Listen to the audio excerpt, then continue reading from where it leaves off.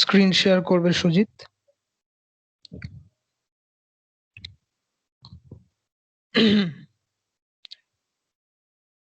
সুজিত স্ক্রিনটা শেয়ার করবে। শ্রী শ্রী মায়ের ছবি দাও। ঠিক আছে। আজকে আমাদের মূলত মিটটি যেরকম ভাবে রাখা হয়েছে সেটি হচ্ছে শ্রী শ্রী মায়ের ওপর সবাই বলবে বলে ঠিক করেছে, এবং বিশেষত সবাই আজকে সেই স্বাধীনতা আছে যে যে যে কোনো গ্রন্থ তার পছন্দের গ্রন্থ থেকে শ্রী শ্রী মায়ের কথা পড়বে। শুধু একটি অনুরোধ, যে যেখান থেকে পড়বে তার আগে গ্রন্থের নামটি এবং কার লেখা এবং কোন অংশ থেকে সে পড়ছে সেটি যদি বলে পড়ে সবার সুবিধে হবে বুঝতে। সবাইকে স্বাগত জানাচ্ছি আজকের মিটে। শ্রী শ্রী মায়ের প্রণাম মন্ত্র দিয়ে আজকে শুরু করব মিট। জননীং শারদং দেবীং রামকৃষ্ণং জগদ্গুরুং পাদপদ্মে তয়ো শ্রিত্বা প্রণমামি মুহুর্মুহুর।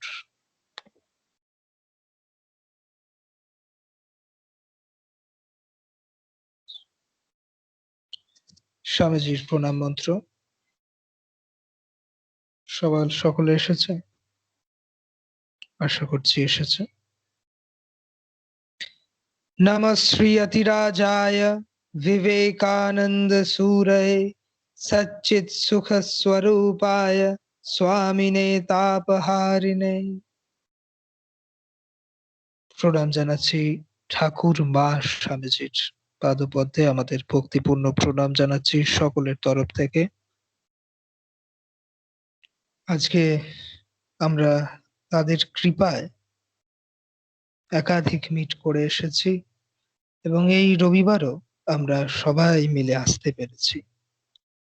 আজকের দিনটি খুব বড়, কারণ আজকেই স্বামীজি মহাসমাধিতে পৌঁছে গেছিলেন।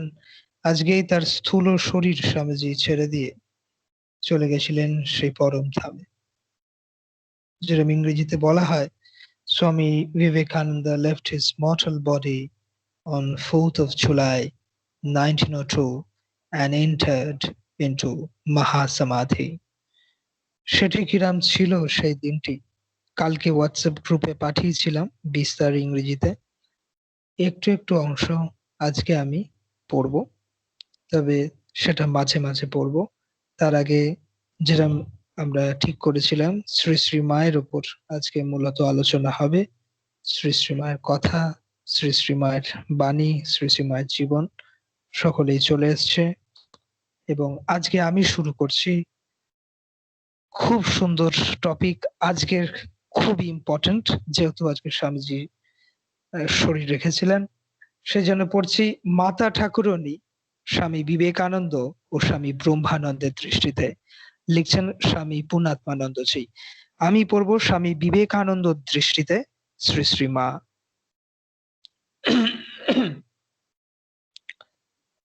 স্বামী বিবেকানন্দ ও স্বামী ব্রহ্মানন্দ আধ্যাত্মিক জগতের এই দুই বিরাট পুরুষের দিব্য আন্তর্জীবনের গভীরতায় এবং প্রসারিত ধ্যান দৃষ্টির স্বচ্ছতায় শ্রীমা কোনো অপরূপ আলোকে উদ্ভাসিত ছিলেন, তা কি আমাদের পক্ষে অনুধাবন করা সম্ভব? তবু শ্রীমায়ের সঙ্গে তার এই দুই প্রিয় সন্তানের সম্পর্ক, সংবাদ, শ্রীমায়ের প্রসঙ্গ, তাদের নানা উক্তি ও আচরণ আমাদের মাতৃ অনুধ্যানে পরম সহায়ক।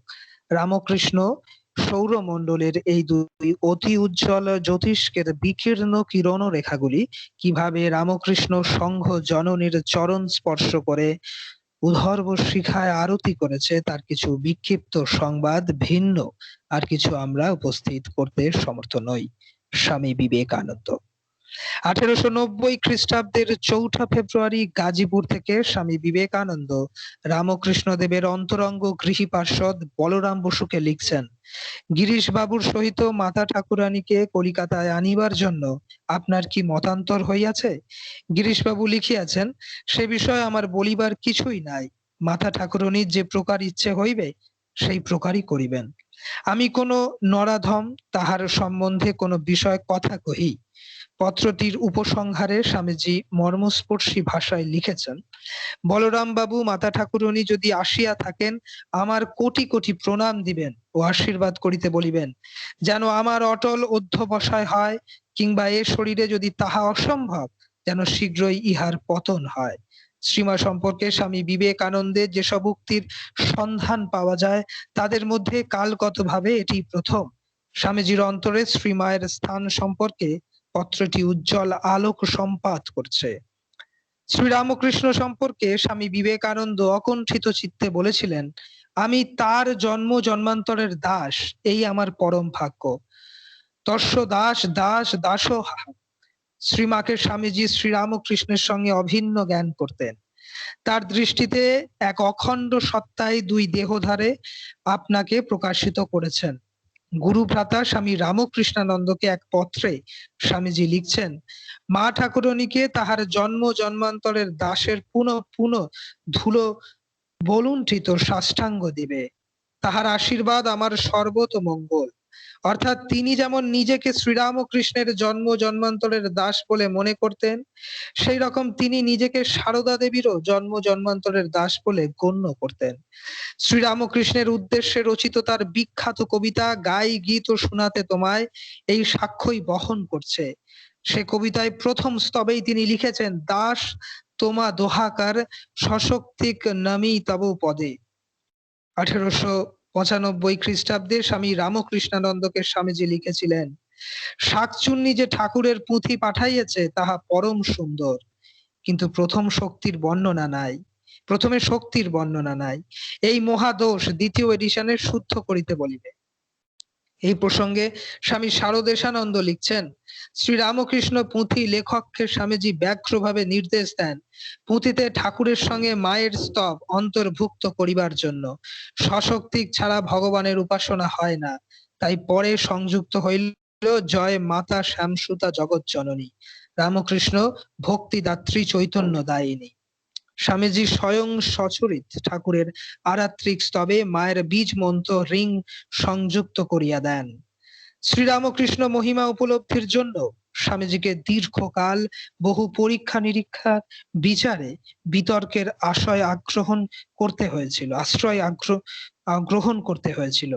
কিন্তু শ্রীমায়ের মহিমা উপলব্ধির জন্য তার কোনো কিছুর প্রয়োজন হয়নি।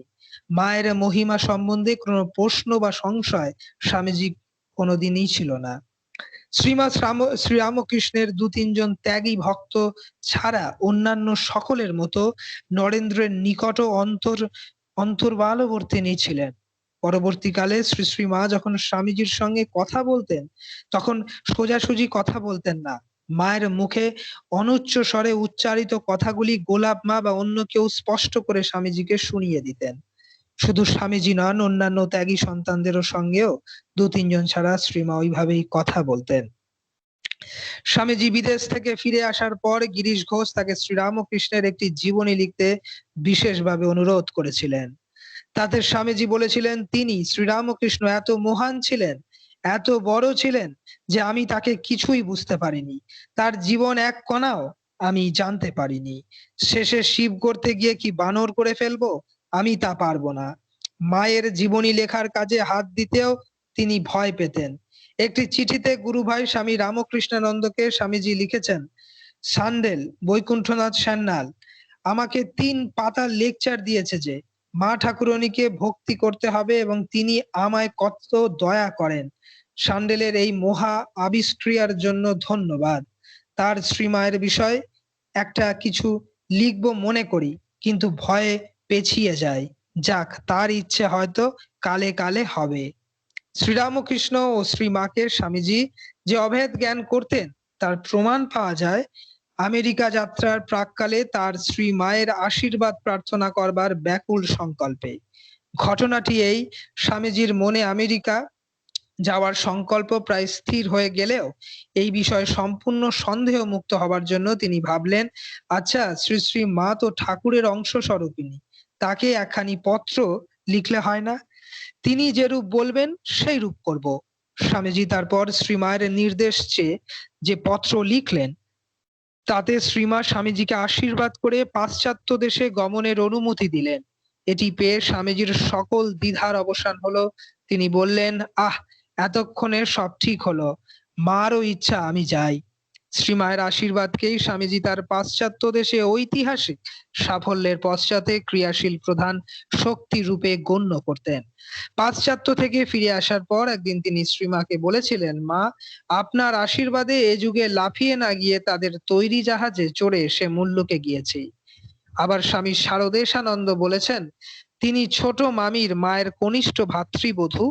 মুখে শুনেছেন যে বিশ্ব জয় করে ফেরার পর স্বামীজি যেদিন প্রথম শ্রী শ্রী মায়ের চরণ বন্দনা করলেন, সেদিন ছোট মামির ভাষায়, রাজার মতো চেহারা ঠাকুরজির পায়ে লম্বা হয়ে পড়ল, জোর হাতে বলল, মা, সাহেবের ছেলেকে ঘোড়া করেছি তোমার কৃপায়।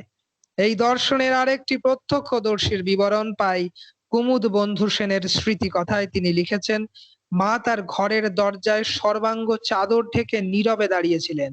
স্বামীজি তার সামনে এসেই সোজা মাটিতে শুয়ে তাকে সাষ্টাঙ্গে প্রণাম করলেন, কিন্তু সাধারণ রীতি অনুযায়ী তার পাদ স্পর্শ করলেন না। তারপর তিনি উঠে দাঁড়িয়ে উপস্থিত আমরা যারা স্বামীজির পিছনে দাঁড়িয়েছিলাম তাদের কোমল কণ্ঠে বললেন, যাও মাকে সাষ্টাঙ্গে প্রণাম করো, কিন্তু কেউ তার চরণ স্পর্শ করো না। তার এতই করুণা, এতই কোমল তার প্রকৃতি, এতই তিনি স্নেহময়ী যে যখন কেউ তার পাদ স্পর্শ করে তিনি তার সর্বগ্রাসী করুণা, সীমাহীন ভালোবাসা এবং সমবেদনার দ্বারা তৎক্ষণাৎ তার যাবতীয় দুঃখ কষ্ট নিজের মধ্যে আকর্ষণ করে নেন। তার ফলে তাকে নীরবে অপরের জন্য কষ্ট ভোগ করতে হয়। ধীরে ধীরে একে একে তার সম্মুখে সাষ্টাঙ্গ প্রণত হও। মুখে কেউ কিছু না বলে তোমাদের অন্তরের অন্তঃস্থল থেকে নীরবে তার কাছে সর্বান্তকরণে প্রার্থনা করো ও তার আশীর্বাদ ভিক্ষা করো। তিনি সর্বদাই অতি লৌকিক স্তরে অবস্থান করেন এবং সকলের মনের কথা জানেন। তিনি অন্তর্যামিনী। আমাদের সকলের প্রণাম শেষ হলে গোলাপ মা নীরবতা ভঙ্গ করে স্বামীজিকে অত্যন্ত স্নেহপূর্ণ স্বরে বললেন, মা, জানতে চাইছেন দার্জিলিং এ তোমার শরীর কেমন ছিল, বিশেষ উপকার হয়েছে কি? স্বামীজি, হ্যাঁ, সেখানে অনেকটা ভালো ছিলাম। গোলাপ মা, মা বলছেন ঠাকুর সর্বদাই তোমার সঙ্গে আছেন, আর জগতের কল্যাণের জন্য তোমার আরো অনেক কাজ করতে হবে। স্বামীজি, আমি প্রত্যক্ষভাবে দেখতে পাই, অনুভব করি এবং উপলব্ধি করি যে আমি ঠাকুরের যন্ত্র মাত্র। যেভাবে যেসব অসাধারণ বিরাট সব ব্যাপার ঘটছে, আর যেভাবে ওদেশের মেয়ে পুরুষ ঠাকুরের কাছে জীবন উৎসর্গ করতে এবং ঠাকুরের বাণী প্রচার করতে আমাকে নিঃস্বার্থভাবে সাহায্য করার আগ্রহ দেখিয়েছে, তাতে আমি নিজেই কখনো কখনো অবাক হয়ে উঠি। আমি মায়ের আশীর্বাদ নিয়ে আমেরিকা গিয়েছিলাম। সেখানে আমার বক্তৃতার মাধ্যমে মানুষের মনে যে সারা জাগাতে সমর্থ হয়েছিলাম এবং তাদের কাছে যে অভাবনীয় সম্মান লাভ করেছিলাম, তাতে আমি তৎক্ষণাৎ বুঝেছিলাম যে মায়ের আশীর্বাদের শক্তিতেই ওই অসম্ভব সম্ভব হয়েছিল। এই কথাই স্বামীজি এক পত্রে স্বামী শিবানন্দকে লিখেছিলেন। তারক ভায়া আমেরিকা আসবার আগে মাকে আশীর্বাদ করে চিঠি লিখেছিলাম। তিনি এক আশীর্বাদ দিলেন, অমনি হুপ করে পগার পার, এই বুঝো। উল্লেখিত পত্রে কয়েক ছত্র পরে স্বামীজি হুপ শব্দটি আরো একবার ব্যবহার করেছেন। এই হুপ শব্দটির ব্যবহার শ্রী মায়ের আশীর্বাদ নিয়ে তার সাগর পারে যাত্রা করার কথা। আবার কয়েক ছত্র পরে, ও রাম লেখা এবং অন্য এক সময় শ্রীমাকে স্বামীজি, মা, আপনার আশীর্বাদে এ যুগে লাফিয়ে না গিয়ে তাদের তৈরি জাহাজে চড়ে সে মুল্লুকে গিয়েছি বলা থেকে মনে হয় যেন স্বামীজি এখানে মহাবীর হনুমানের মধ্যে নিজের, শ্রীমায়ের মধ্যে সীতার এবং শ্রী রামকৃষ্ণের মধ্যে রামচন্দ্রের প্রতিরূপ দেখেছেন। এই প্রসঙ্গে উল্লেখ্য, শ্রী রামকৃষ্ণ নিজের পরিচয় দিতে গিয়ে তার তিরোভাবের আগে স্পষ্টই অঙ্গীকার করেছিলেন তিনি ত্রেতা যুগে রামচন্দ্র রূপে এবং দাপর যুগে কৃষ্ণ রূপে এসেছিলেন। এ কথা সর্বজন বিদিত। তাছাড়া শ্রী রামকৃষ্ণ সম্পর্কে স্বামীজি যে বিখ্যাত স্তোত্র আছে, আচণ্ডালা প্রতিহতায় ইয়াস্য প্রেমে প্রভাব, সেখানেও স্বামীজি শ্রী রামকৃষ্ণকে রামচন্দ্র ও কৃষ্ণের অবতার রূপে বর্ণনা করেছেন। আজকে এইটুকু রাখছি, বহু আছে, শেষ করা যাবে না পড়ে। পাতার পর পাতা আমরা যেন শুনি, যখন স্তব্ধ হয়ে শুনি। শুনছিলাম শ্রী শ্রী মায়ের কথা, শ্রী শ্রী মাকে কিভাবে দেখছেন স্বামী বিবেকানন্দ। আজকে স্বামী বিবেকানন্দ এই দিনে স্বামীজি শরীর রেখেছিলেন ৩৯ বছর বয়সে বেলুড় মঠে। সেটিও পড়বো। সেই শেষ কটা ঘন্টা কিরাম ছিল স্বামীজির, বেলুড় মঠে কিরাম কাটিয়েছিলেন আজকের দিনে ১৯০২ সালে, পড়বো। তবে তার আগে আমি চলে যাব, আর সময় নষ্ট না করে সৌমিতার কাছে। সৌমিতা পড়বে শ্রী শ্রী মায়ের কিছু কথা। সৌমিতা। আজ আমি উদ্বোধন কার্যালয় থেকে প্রকাশিত শ্রী শ্রী মায়ের কথা অখণ্ড বইটি থেকে কিছুটা জিনিস পড়ছি। বৈশাখ সংক্রান্তি ১৩১৮। আজ গিয়ে প্রণাম করতেই মা বললেন, এসেছো মা? আমি মনে করছি কি হলো গো, কেন আসে না? এতদিন আসনি কেন? আমি বললুম, এখানে ছিলুম না মা, বাপের বাড়ি গিয়েছিলুম। মা, বৌমা অর্থাৎ সুমতি আসে না কেন, পড়াশোনার চাপে? আমি, না, ভগ্নিপতি এখানে ছিলেন না। মা, তা ও তো স্কুলে যাচ্ছে। আচ্ছা, ওরা সংসার ধর্ম করে তো? আমি বললুম, কাকে বলে সংসার, কাকে বলে ধর্ম তা কি জানি মা, আপনিই জানেন। মা একটু হাসলেন। মা, কি গরম পড়েছে বলে বাতাস খেতে পাখাখানা হাতে দিয়ে বললেন, আহা, দুটো ভাত খেয়ে ছুটে আসছো এখন আমার কাছে, একটু শোও। মাকে নিচে মাদুর পেতে দিয়েছে। তার বিছানায় শুতে সংকুচিত হচ্ছে দেখে তিনি বললেন, তাতে কি মা, শোও, আমি বলছি শোও। অগত্যা শুলুম। মার একটু তন্দ্রা আসছে দেখে চুপ করে আছি। এমন সময় দুই একটি স্ত্রী ভক্ত এবং শেষে দুজন সন্ন্যাসিনী এলেন। একজন প্রৌঢ়া, অপরটি যুবতী। মা চোখ বুজেই বলছেন, কে কে গো মা, গৌরী দাসী এলে? গৌর দাসী এলে? যুবতী বললেন, আপনি কি করে জানলেন মা? মা বললেন, টের পেয়েছি। কিছুক্ষণ পরে উঠে বসলেন। যুবতী বললেন, বেলুড় মঠে গিয়েছিলুম, প্রেমানন্দ স্বামীজি খুব খাইয়ে দিয়েছেন, তিনি থাকলে তো না খেয়ে ফিরবার উপায় নেই। যুবতী সিঁদুর পরেননি দেখে মা তাকে একটু বকলেন। পরে শ্রী মায়ের কাছে আমার পরিচয় নিয়ে গৌরীমা একদিন তাদের আশ্রমে আমাকে যেতে বলে বললেন, সেখানে প্রায় ৫০-৬০ জন মেয়েকে শিক্ষা দেওয়া হয়, তুমি সেলাই জানো? আমি সামান্য কিছু জানি বলতে তিনি তার আশ্রমের মেয়েদের তাই শিখিয়ে আসতে বললেন। মায়ের আদেশ নিয়ে গৌরীমার আশ্রমে একদিন গেলুম। তিনি খুব স্নেহ যত্ন করলেন এবং প্রত্যহ ২-১ ঘন্টা করে এসে মেয়েদের পড়িয়ে যেতে অনুরোধ করলেন। আমি বললুম, এই সামান্য শিক্ষা নিয়ে শিক্ষয়িত্রী হওয়া বিড়ম্বনা। ক খ পড়াতে বলেন তো পারি। কিন্তু গৌরীমা একেবারে নাছোড়। অগত্যা স্বীকৃত হয়ে আসতে হলো। একদিন স্কুলে ছুটি হলে গৌরীমার আশ্রম হতে মায়ের শ্রীচরণ দর্শন করতে গেলুম। গ্রীষ্মকাল, সেদিন একটু পরিশ্রান্ত হয়েছিল। দেখি মা একঘর স্ত্রী ভক্তের মধ্যে বসে আছেন। আমি গিয়ে প্রণাম করতেই মুখপানে চেয়ে মশারির উপর হতে তাড়াতাড়ি পাখাখানি নিয়ে আমায় বাতাস করতে লাগলেন। ব্যস্ত হয়ে বলে, শিগগির গায়ের জামা খুলে ফেলো, গায়ে হাওয়া লাগুক। কি অপূর্ব স্নেহ ভালোবাসা! কত লোকের মধ্যে এত আদর যত্ন! আমার ভারী লজ্জা করতে লাগলো। সবাই চেয়ে দেখছিল। মা নিতান্ত ব্যস্ত হয়েছেন দেখে জামা খুলতেই হলো। আমি যত বলি পাখা আমাকে দিন, আমি বাতাস খাচ্ছি, ততই স্নেহ ভরে বলতে লাগলেন, তা হোক হোক, একটু ঠান্ডা হয়ে নাও। তারপর প্রসাদ ও ১ গ্লাস জল এনে খাইয়ে তবে শান্ত হলেন। স্কুলের গাড়ি দাঁড়িয়ে আছে, তার দু একটি কথা কয়ে সেদিন ফিরতে হলো। ১৮ই শ্রাবণ ১৩১৮। আজ সকালে কিছু জিনিসপত্র নিয়ে দীক্ষা নেবার আকাঙ্ক্ষায় গেল। কি কি দ্রব্যের দরকার হয় তা গৌরীমা নিকট জেনে তাকেও সঙ্গে নিয়ে গিয়েছিল।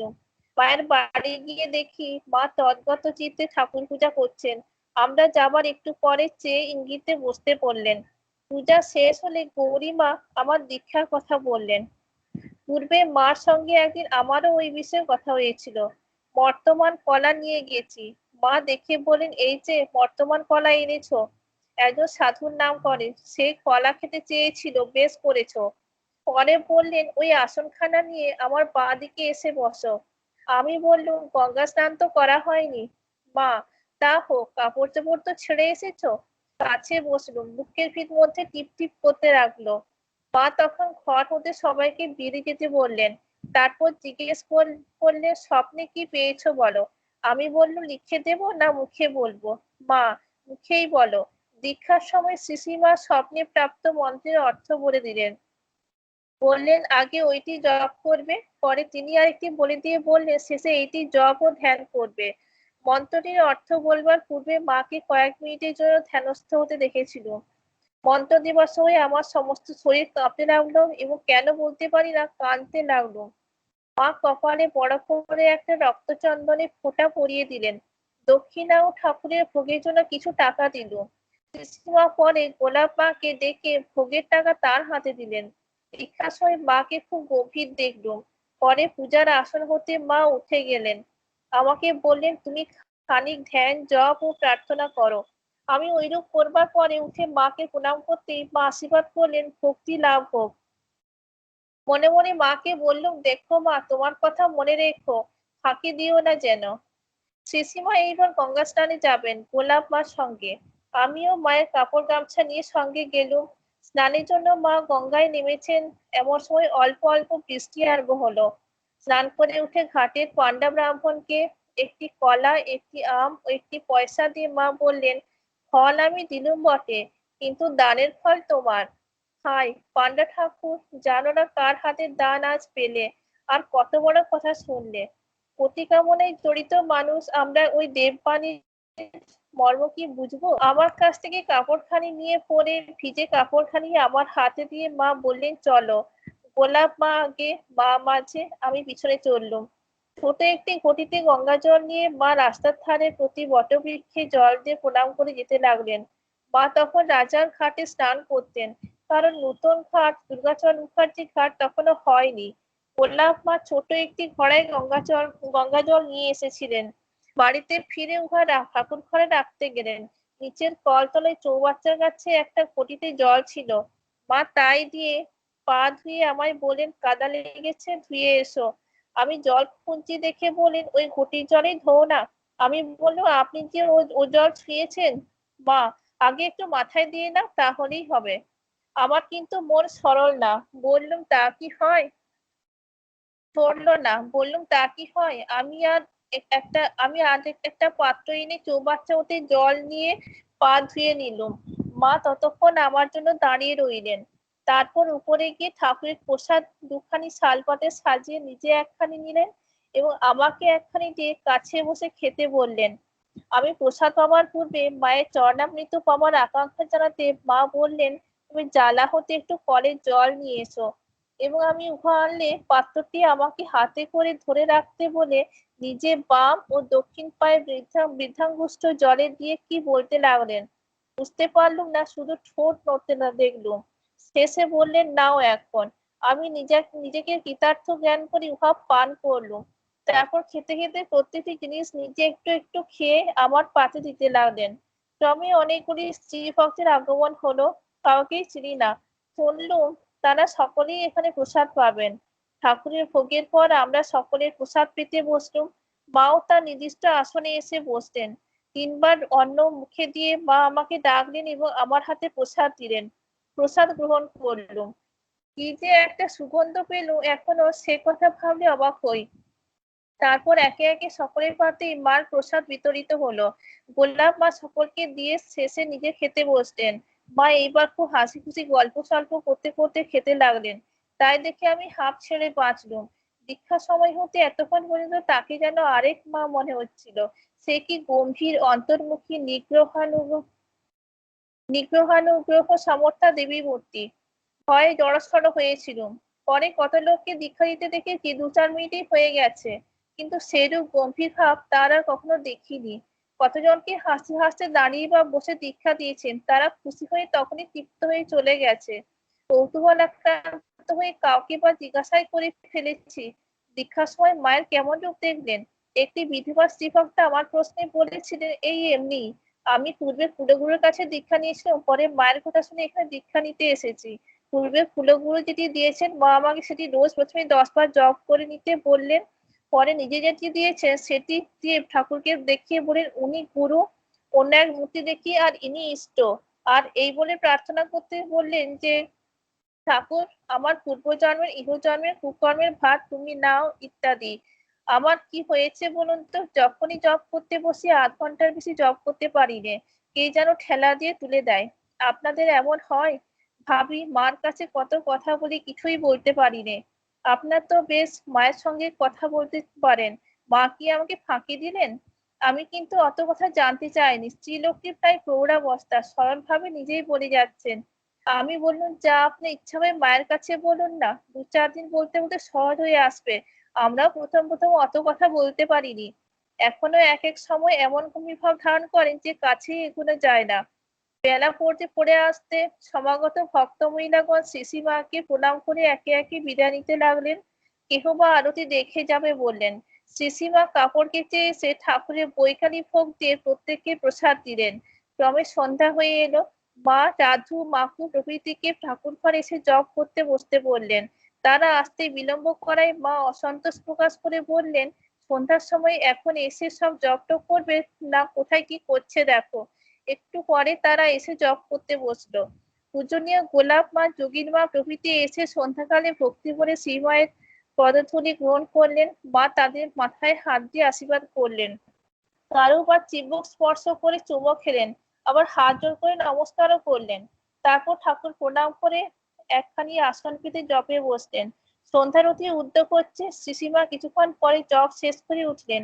বাসা হতে একটি ছেলে নিতে এসেছে। মায়ের কাছে বিদায় নিতে গিয়ে বললুম, মা, কই সেদিনকার সেই কাকোখানি তো করলেন না? মা বললেন, তাই তো মা, তখন মনে করে দিলে কই। প্রণাম করে বাসায় ফিরলুম। স্কুলের কাজের জন্য শীঘ্র আর মায়ের কাছে যেতে সময় পাইনি। অনেকদিন পরে আজ আবার মায়ের পদপ্রান্তে গিয়ে বসতেই মা কত আনন্দ করতে লাগলেন। ভূদেব মহাভারত পড়ছিল। ছেলে মানুষ, পড়তে দেরি হচ্ছিল, মাকে এখন শীঘ্র উঠতে হবে, কারণ প্রায় সন্ধ্যা হয়ে এলো। সেই জন্য তিনি ভূদেবকে বলেন, একে দে, এ জ্বরের মতো পড়ে দেবে এখন। এ অধ্যায় শেষ না করে তো উঠতে পারবো না। মায়ের আদেশে মহাভারত পড়তে বসলো। এর পূর্বে আর কখনো মায়ের কাছে পড়িনি। কেমন লজ্জা লজ্জা করতে লাগলো। যা হোক, কোনো প্রকারে অধ্যায় শেষ হলো। মহাভারতকে মা হাত জোড় করে প্রণাম করে উঠে পড়লেন এবং আমরা সকলে ঠাকুর ঘরে আরতি দেখতে গেলুম। মা নির্দিষ্ট আসনে গিয়ে জপে বসলেন। জপান্তে হরিবল হরিবল করে উঠে ঠাকুর প্রণাম করে সকলকে প্রসাদ দিলেন। কথায় কথায় কর্মের কথা উঠলো। মা বললেন, সর্বদা কাজ করতে হয়, কাজে দেহ মন ভালো থাকে। আমি যখন আগে জরাবাড়ি ছিলাম দিনরাত কাজ করতুম, কোথাও কারো বাড়ি যেতুম না। গেলেই লোকে বলতে, ও মা, শ্যামার মেয়ের খেপার জামাইয়ের সঙ্গে বিয়ে হয়েছে।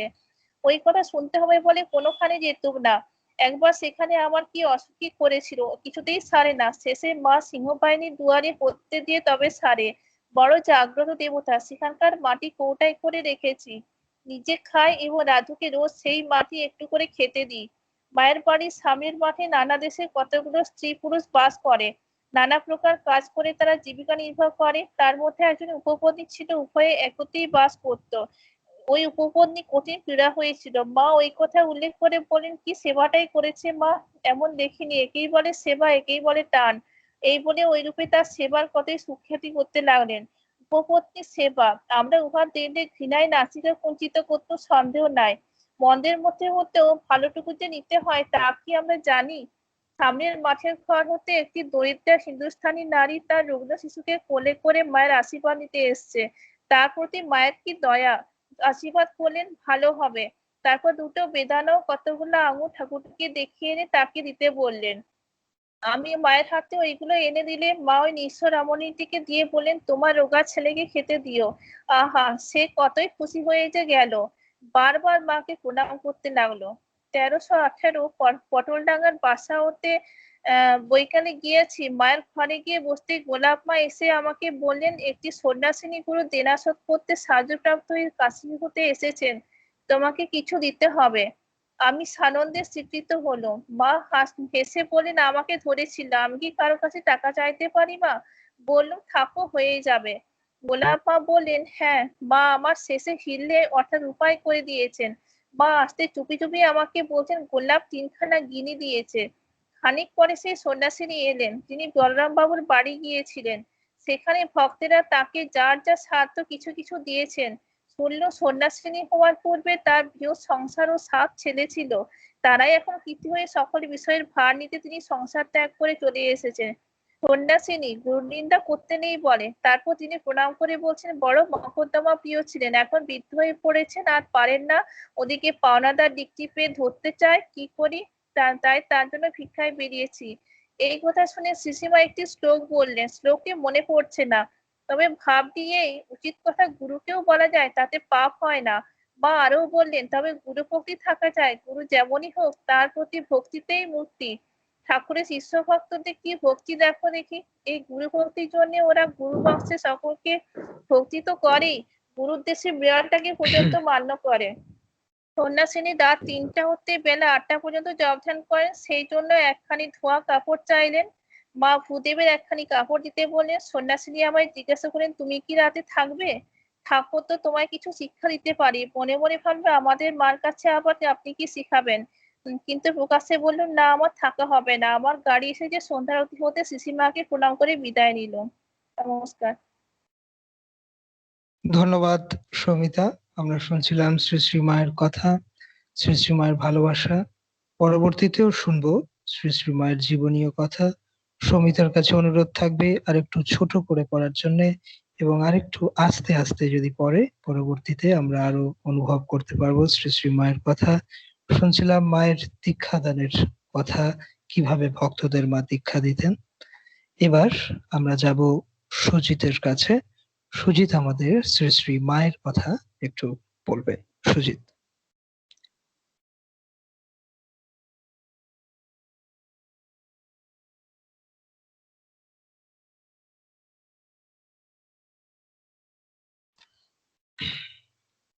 হ্যালো, শোনা যাচ্ছে? হ্যাঁ, শোনা যাচ্ছে সুজিত। শোনা যাচ্ছে আমার কথা? আচ্ছা, পড়ছি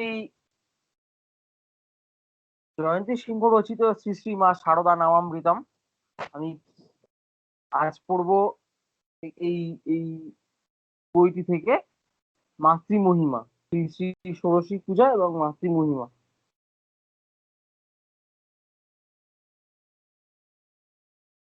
দেহবোধ বিরহিত ঠাকুর যখন থাকিতেন নিশিভোর সমাধিমগ্ন, ঈশ্বরের করি নাম গান, যতনে ভাঙাতে হতো তার সেই ধ্যান। ৮ মাস একসাথে করিয়া শয়ন, আরাধ্য দেবতা ধ্যানে থাকেন মগন। বিন্দুমাত্র ভোগ ইচ্ছা না দেখি মাতার, রামকৃষ্ণ হন ব্রতী ষোড়শী পূজার। দ্রবালিকারে প্রভু লোভীপতি জ্ঞানে, শিখাইছিলেন দিব্য প্রেম আস্বাদনে। লৌকিক ব্যবহারেও সকলের সেবী, হৃদয় লাভে মহাজ্ঞান মা শারদা দেবী। দেবীত্বের উদ্বোধন আপন মন্দিরে, অসীম সে মহাশক্তিকে বুঝিতে পারে। প্রকাশ করিতে তার ঠাকুরের লীলা, আপন চরণ পরে প্রভু পূজা নীলা। সে অপূর্ব মহালীলা বুঝিতে না পারি, শক্তি দাও শক্তিময়ী মাতা দিগম্বরী। কিভাবে তোমার পূজা করিব বর্ণন, জ্ঞান দাও সরিমা গো ওরাঙা চরণ। ১২৮০ সাল মধ্য জ্যৈষ্ঠ মাসে, ত্রিপুর সুন্দরী মাতা পুজিবারে আসে। হৃদুরে ডাকিয়া প্রভু সবিনয়ে কন, করিব মা তার পূজা করো আয়োজন। ফলহারিণী ফলহারিণী কালী পূজা অমাবস্যা তিথি, অবতারিণীর পূজা হয় যথারীতি। শিক্ষারণে ব্যস্ত ঋতু মা কালী মন্দিরে, ঠাকুরের ভার দিল দিনু পূজার ঋরে। আয়োজন করে দিনু শোনো দিয়া মন, শোভিত হইল পীঠ দিয়া লিম্পন। অঙ্কিত হইল তাহা চৌকির উপরে, পুষ্পপত্র মিষ্ট রাখে সেই ঘরে। সিঁদুর শাখা ও শাড়ি রাখে গঙ্গা জল, মূর্তি ছাড়া আয়োজন করিল সকল। ঠাকুর খবর দেন মাতার সকাশে, পূজাকালে মাতা যেন সেই স্থানে আসে। পূজা দেখিবারে মাতা করে না গমন, ঠাকুর গ্রহণ করেন পূজক আসন। পূর্বমুখ হয়ে বসি পশ্চিম দুয়ারে, পূজ্যদ্রব্য শোধনান্তে মন্ত্র সহকারে। পূর্বকৃত শেষ করি চাহি মাতৃপানে, বসতে ইঙ্গিত দেন বসিতে ইঙ্গিত দেন সেই পীঠস্থানে। মাতাও আবেশে সেথা মন্ত্রমুগ্ধ প্রায়, আলিম্পন পীঠস্থানে বসিলেন তাই। অভিষেক গঙ্গা জলে করিয়া সিঞ্চন, পুনঃ পুনঃ মন্ত্র তারে করান শ্রবণ। সর্বশক্তি সমন্বিতা ত্রিপুরা সুন্দরী, আবির্ভূতা হও দেবী এই দেহ ধরি। সর্বসিদ্ধি প্রদায়িনী সিদ্ধি করো দান, পবিত্র করিয়া করো সবার কল্যাণ। আবাহন করিলেন বসি জোর করে, নমি গৌরী নারায়ণী এসো দয়া করে। সাক্ষাৎ দেবী জ্ঞানে মন্ত্র সহকারে, সারদা মাতারে পূজে ষোড়শ প্রচারে। পূজা শেষে জপমালা সাধনার ফল, মাতৃপদে বিসর্জন দিলেন সকল। সমাধিস্থ হন মাতা বাহ্য জ্ঞান শূন্যা, দেহে দেবী আবির্ভূতা মাতা হন ধন্যা। সমাধিস্থ হন দোহে পূজক ও পূজিতা, ব্রহ্মজ্ঞান লাভ করে শ্রী সারদা মাতা। ঠাকুরের ষোড়শী পূজা হলে সমাপন। পুনমাতা ঘরে যান যেন সাধারণ, ভবরাজ্য অধিষ্ঠিতা মাতা নেন পূজা। ঠাকুরের শক্তি লন এত নহে সোজা, কিবা শক্তি ধর্মাতা অনন্তরূপিণী। নরদেহে করলীলা সারদা জননী, লীলা হেতু ধরি কলেবর। কেমনে রচনা করি গাথা মনোহর, অরূপ ধ্যানে মোর বাক্য নাহি সরে। চরণে শরণ মাগি আকুল অন্তরে, কৃপা করো কৃপাময়ী ওগো মা শারদে। বরাভয় দান বরাভয় করো দান হে মাতা বড়দে। প্রণমামি জগদ্ধাত্রী শক্তি স্বরূপিণী, মাতৃরূপে কৃপা করে এলে মাগো তুমি। দেবী ও দেবী ও মানবীর একত্র প্রকাশ, শ্রীচরণে দাও ঠাই এই মাতৃ আস। সর্বাত্র সাধিকা গৌরী জগৎ পালিকা, চরণে শরণ মাগি হে মাতা অম্বিকা। সর্বগুণ জ্ঞান রূপা জগতের সার, প্রণমামি আদ্যাশক্তি জননী আমার।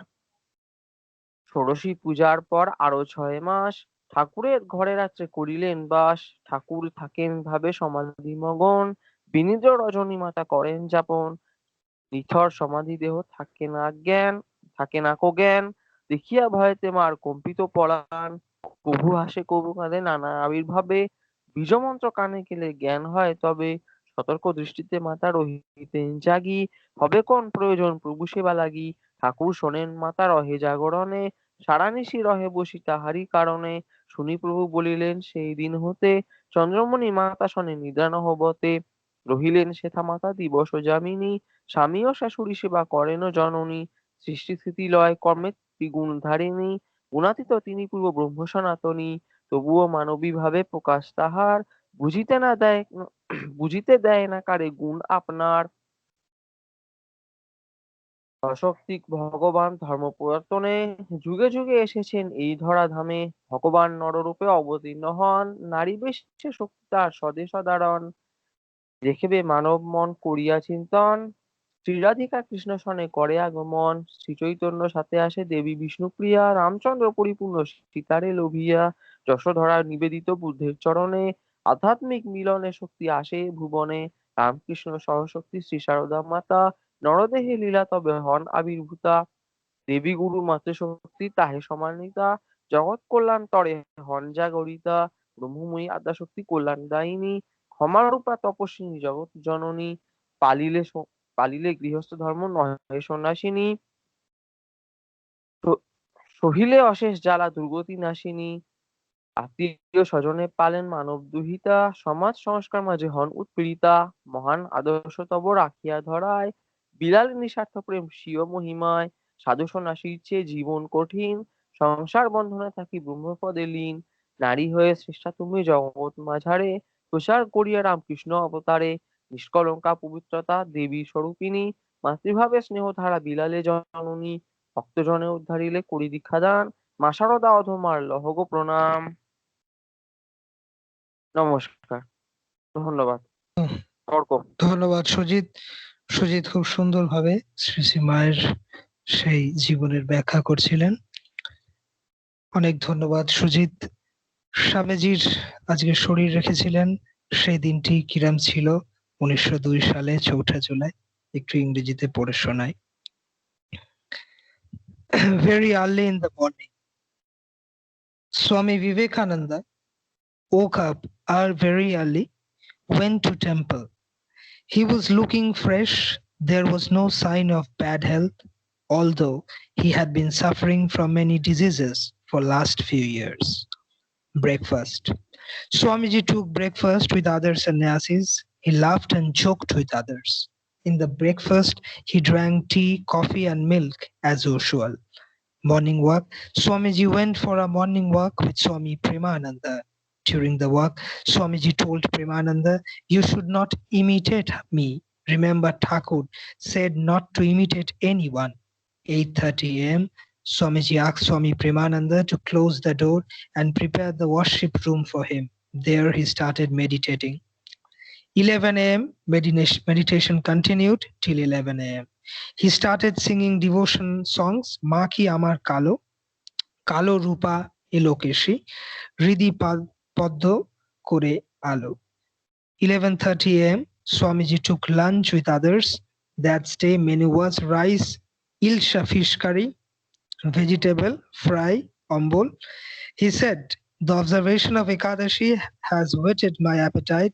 With difficulty, I resisted the temptations to eat up the utensils. 12:30 p.m. Swamiji took a day nap for 15 to 20 minutes. Then he told Swami Premananda, "Let's go to the study room. Being sannyasi, we should not sleep during the day." 1 p.m. to 4 p.m. taught brahmacharis in the library room. Subject of his these day teachings were Sanskrit grammar of Panini. 4 p.m. drank a cup of warm milk and went for evening walk with Swami Premananda. Swamiji and Swami Premananda walked almost 2 miles. Makaran Paranjpe wrote in his book Penguin Swami Vivekananda Reader. Vivekananda had a lengthy conversation with Premananda and told him, India is immortal if she persists in her search for God. If she goes in for politics and social conflict, she will die. 5 p.m. Swamiji and Swami Premananda came back to Belur Math. They sat on a bench near a mango tree in the garden of Belur Math. Swamiji told, I have not felt so well for many days. He talked to Ishwar Chandra Chakraborty, father of Swami Ramakrishnananda, for some time. 6:30 p.m. drank a cup of tea with a few monks. 7 p.m. the bell announced the evening worship time. Swamiji went to the worship room and attended the daily event. He asked to give him a prayer bead and went to his own room, asking not to be disturbed. 7:45 p.m. Swamiji told Brajendra that he was feeling warm and asked to open the windows. He lied down on his bed on the floor. 9 p.m. Swamiji was lying on his back.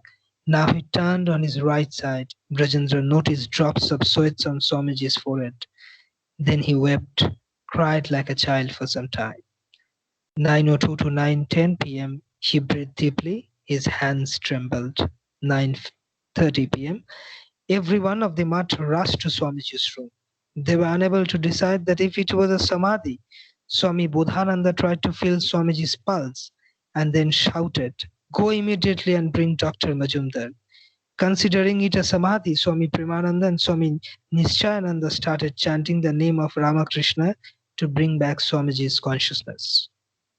10:30 p.m. Dr. Mahendranath Majumdar, Swami Brahmananda and Swami Sharadananda came to Belur Math. Dr. Majumdar started examining Swamiji's body and found his heart was not pumping. He tried inducing artificial respiration but was unsuccessful. 12 p.m. midnight. Dr. Majumdar announced Swamiji's death. He told most probably a heart attack was the cause of his death. That was few glimpses of that great person who left his mortal body on this very day. That was just few notations that were recorded, but in details, I have given yesterday in our group the total description of that day. যাব সোহেলের কাছে। সোহেল আমাদের শ্রী শ্রী মায়ের কথা পড়ে শোনাবে এই বিশেষ দিনে। সোহেল।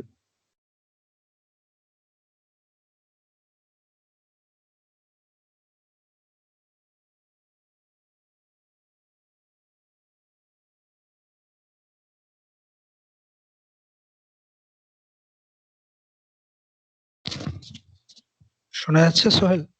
হ্যালো। হ্যাঁ, শোনা যাচ্ছে। ঠিক আছে। প্রভাত। আজকে একটি বিশেষ দিন এবং কৃষ্ণ মায়ের জন্যও এবং খুবই ভালো দিন আজকে একটা।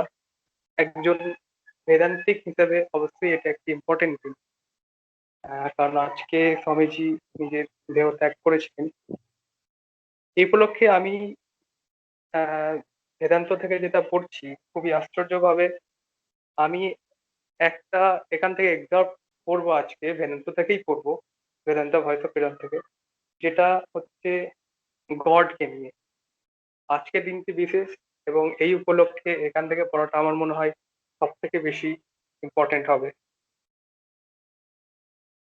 আমি বেদান্তর থার্ড চ্যাপ্টারের গড পার্সোনাল অ্যান্ড ইম্পার্সোনাল এইটা থেকে আজকে পড়ে শোনাবো।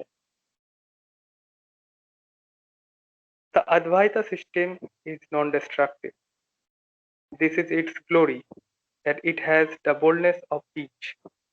Do not disturb the faith of any, even of those who through ignorance have attached themselves to lower form of worship.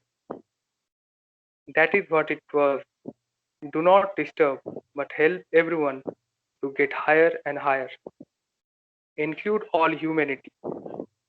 This philosophy preaches a God who is a sum total.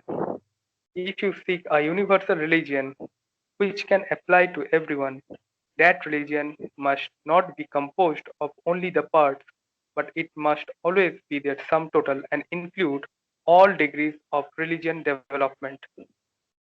This idea is not clearly found in any other religious system.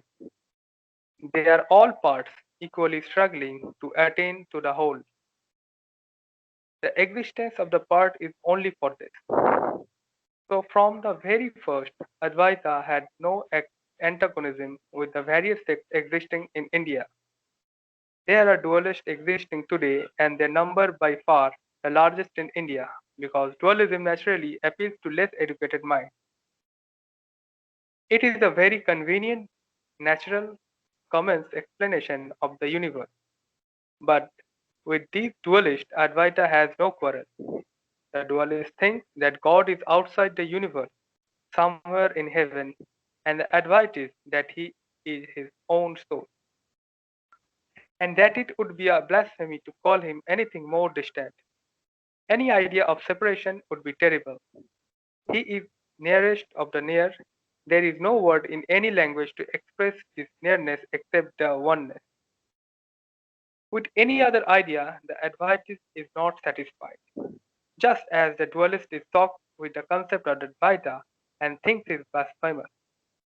At the same time, the Advaitist knows that these other ideas must be, so he has no quarrel with the dualist, who is on the right road. From this standpoint, the dualist will have to see the many. It is a constitutional necessity of this standpoint. Let him have it. The Advaitist knows that whatever may be the dualist theories, he is going to the same goal as himself. There he differs entirely from the dualist who is forced by this point of view to believe that all different views are wrong. The dualist all the world over naturally believes a personal God who is purely anthropomorphic, who is like a great potentate in this world, is pleased with some, displeased with others. He is arbitrarily pleased with some people or races and showers blessings upon them. Naturally, the dualist comes to the conclusion that God has favorites, and he hopes the idea, we are the favorites of our God, and only by believing as we do can you be taken in favor of him. Some dualists are so narrow as to insist that only the few who have been predestined to favor God can be saved, and the rest may try so hard but they cannot accept it. I challenge you to show me the dualistic religion that has not come more or less of this exclusiveness, and therefore, in the nature of things, dualist religions are bound to fight and quarrel with each other, and this they have ever been doing. Again, these dualists win popular favor by appealing to the vanity of uneducated who like to feel that they enjoy exclusive privilege. The dualist think you cannot be moral until you have God with a God in his hand, ready to punish you. The unthinking masses are generally dualists, and their poor fellows have been persecuted for thousands of years in every country, and their idea of salvation is therefore freedom from the fear of punishment. I was asked by clergymen in America, what have no devil in your religion? How that can be? But we fight that the best and the greatest men that have been born in the world have worked with the same high personal idea. It is the man who has said, I and my Father are one, whose power has descended unto millions. For 2000 years he has worked for good, and we know that the same man, because he has a non-dualist, was merciful to others. To Brahmases, who could not conceive anything higher than a personal God, he said, pray to your Father in heaven. To others who could grasp the higher idea, he said, I am the vine, ye are the branches.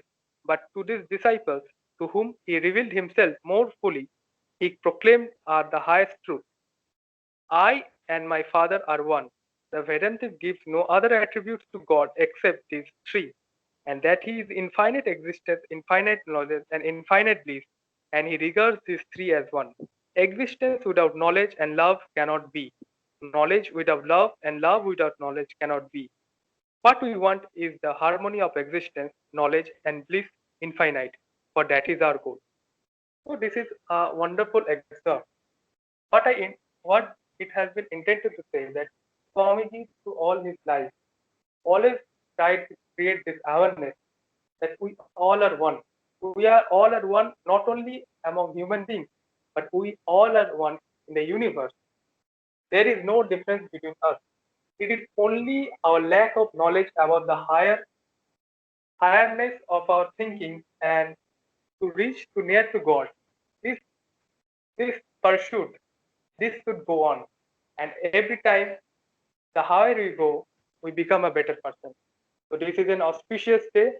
Today, Swamiji left his mortal earth, but with this, he gave us an important job to do. The job which he started, the consciousness which he started, the journey which he started, it is now bestowed upon us to carry forward this great man's vision, to carry forward this great man's ideas, to carry forward this great man's intellect and the great virtueness of humanity as a whole, to become the oneness. From the oneness which we started, this must be reached again. We are diverted in our thinking. We think of petty things. But Swamiji reminded us, and through his journey, through his life, through his ideas, we can see that we can reach that again. We can reach that through our own endeavor, through more reading, through reading Swamiji, through reading Nivedita, and from the blessings of Ramakrishna and the Holy Mother. I think we can definitely move forward. So I will continue a little bit more in this idea for this regard. That is God in everything. This is a wonderful excerpt. We certain that we all accept these things, but very few of us apply this in our real life. It says, from my childhood, I have heard of seeing God everywhere and in everything, and then I can really enjoy the world. But as soon as I mix with the world and get few blows from it, the idea vanishes. I am walking in the street thinking God is in every man, and a strong man comes along, gives me a push, and I fall flat on the footpath. Then I rise up quickly with clenched fist, and blood has rushed onto my head, and my reflection goes. Immediately I have forgotten. Instead of God, I see the devil. Ever since we are born, we have been told to see God in all. Every religion teaches that. See God in everything and everywhere.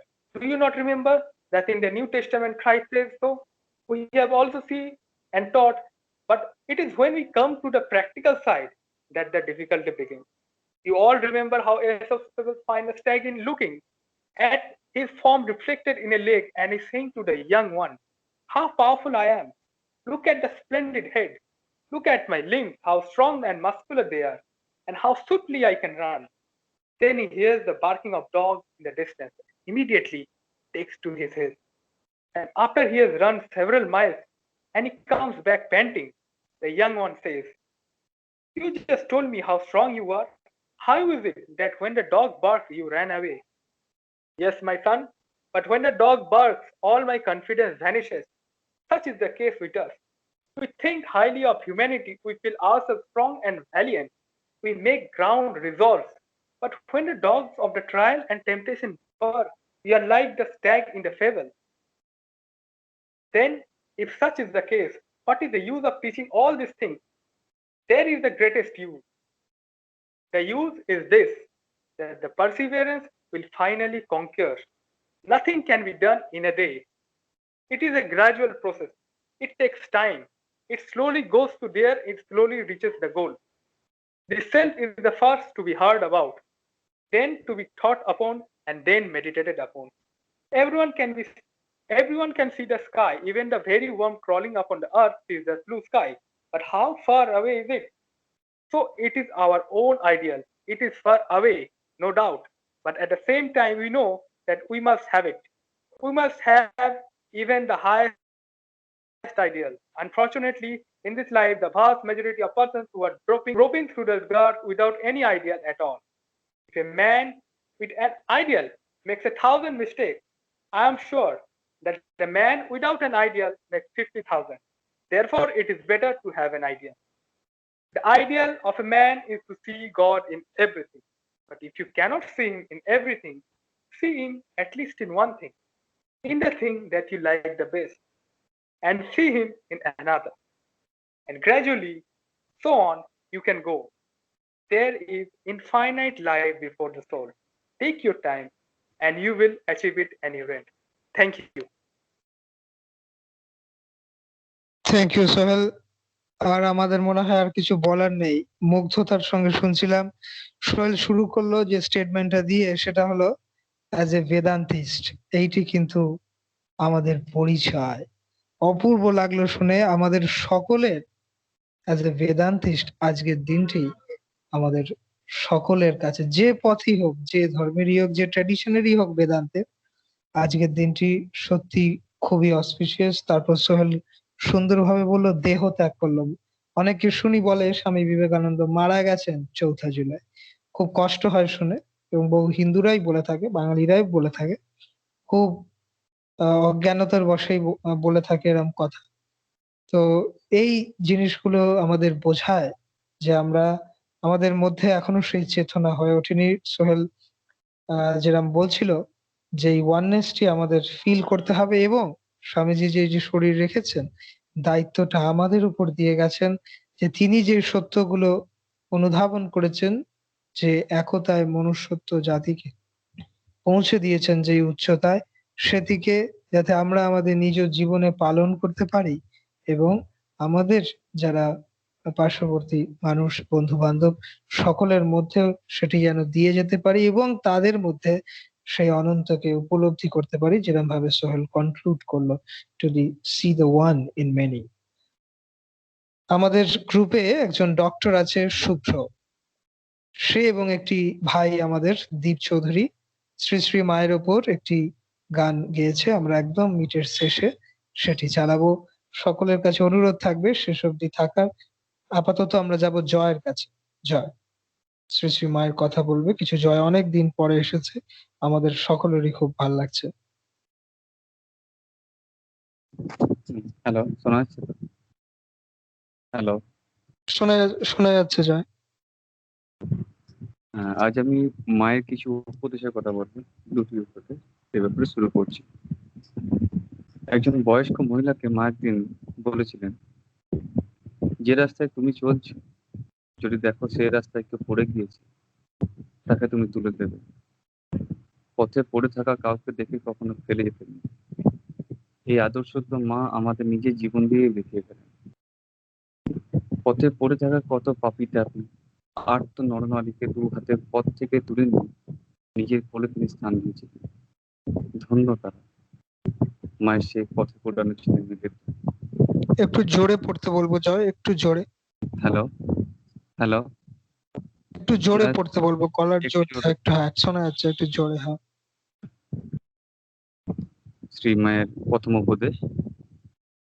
Shri Shri মা ছিলেন রামকৃষ্ণ গণপ্রাণ। তার প্রতিটি কাজ, প্রতিটি কথা, প্রতিটি চিন্তায় ঠাকুর থাকতেন জড়িয়ে। মা আমার মা দিদিমাকে বলতেন, জীবনের প্রতিটি পদক্ষেপে ঠাকুরকে স্মরণ করো।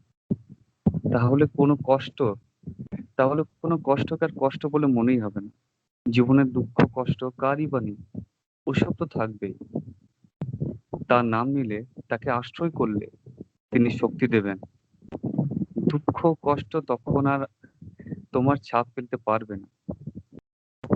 মায়ের মাথায় ছিল এক রাশ চুল, আর সে চুল কি সুন্দর! মা নিজে যেমন গভীর, ঠিক যেন তেমনি গভীর মায়ের ঘন মাথায় চুল। মায়ের পা দুটি ছিল খুব সুন্দর, পায়ের তলায় পদ্ম ফুলের রক্তাভা। পায়ের গড়নও ছিল খুব সুন্দর, মুখের গড়ন ছিল ভারী মিষ্টি, চোখ নাক ছিল অপূর্ব। করুণা আর মমতার মাখা ছিল মায়ের মুখ, মায়ের চোখ দুটি। মায়ের দ্বিতীয় উপদেশ।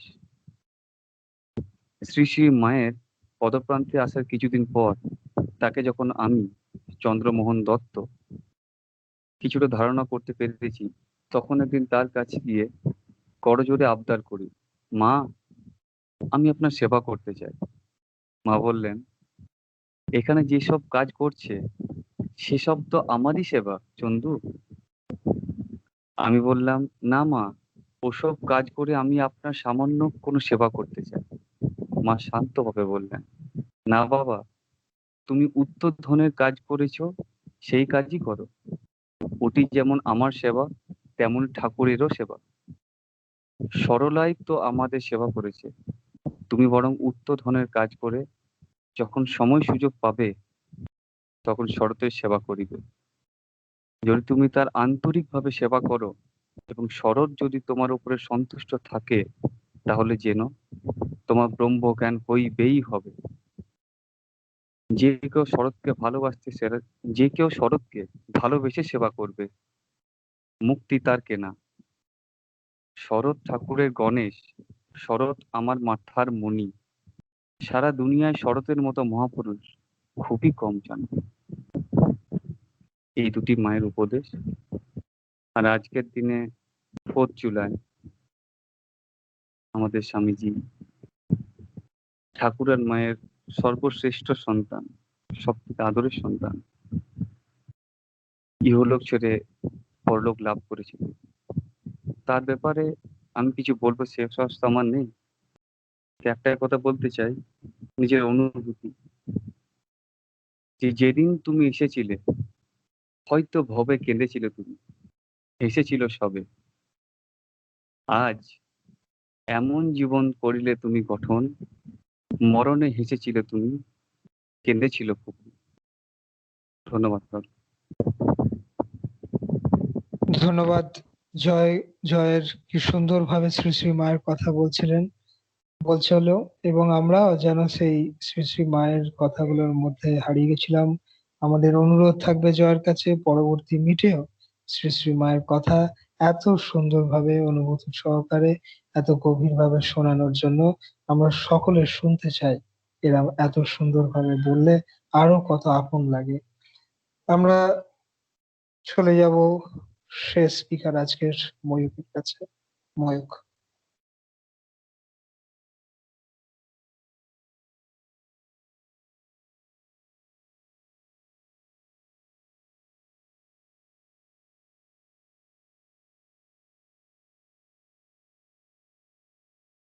ময়ূক আছে? হ্যালো, ময়ূক আছে? মনে হচ্ছে আমরা ময়ূকের সঙ্গে কন্ট্যাক্ট করে উঠতে পারছি না। আমরা পরবর্তীতে শুনবো নিশ্চয়ই ময়ূকের কথা। আজকে শ্রী শ্রী মায়ের ওপর যে শুভ্র যে গানটি গিয়েছে সেটি আমরা এখন শুনবো। সবারই খুব ভাল লাগবে আশা করি। সেই গান দিয়ে আমাদের মিট আজকে শেষ হবে। গানটি অসাধারণ রচনা শ্রী শ্রী মায়ের উপর। আমার অনুরোধে কিছুদিন আগে পাঠিয়েছিল।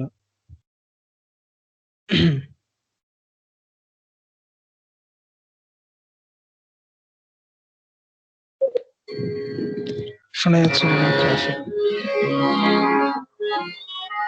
গাইছেন শুভ্র আমাদের ধ্রুপদ।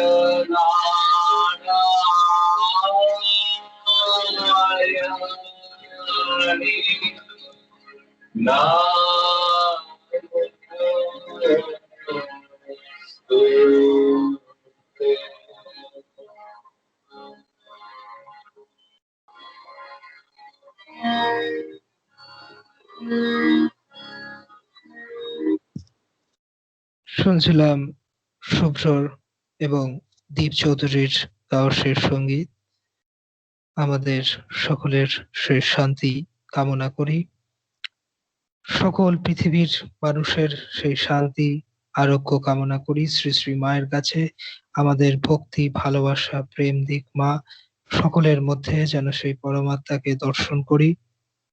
আজকের এই দিনে সবাই যারা বলেছে আজকে, সোহেল, সুজিত, সবাই যারা আজকে বলেছে সকলকে ব্যক্তিগতভাবে ধন্যবাদ জানাই। ময়ূখ লিখে পাঠিয়েছে ওখানে বৃষ্টির হচ্ছে বলে, নেটওয়ার্ক প্রবলেম বলে আজকে বলতে পারলো না। পরবর্তীকালে নিশ্চয়ই শুনবো ময়ূকের কথা। এই বলে আজকে শ্রী শ্রী মায়ের কাছে প্রার্থনা জানিয়ে আজকের এই মিট শেষ করছি। ধন্যবাদ। ওম শান্তি শান্তি শান্তি। হরি ওম তৎসৎ। শ্রীরামকৃষ্ণার্পণমস্তু।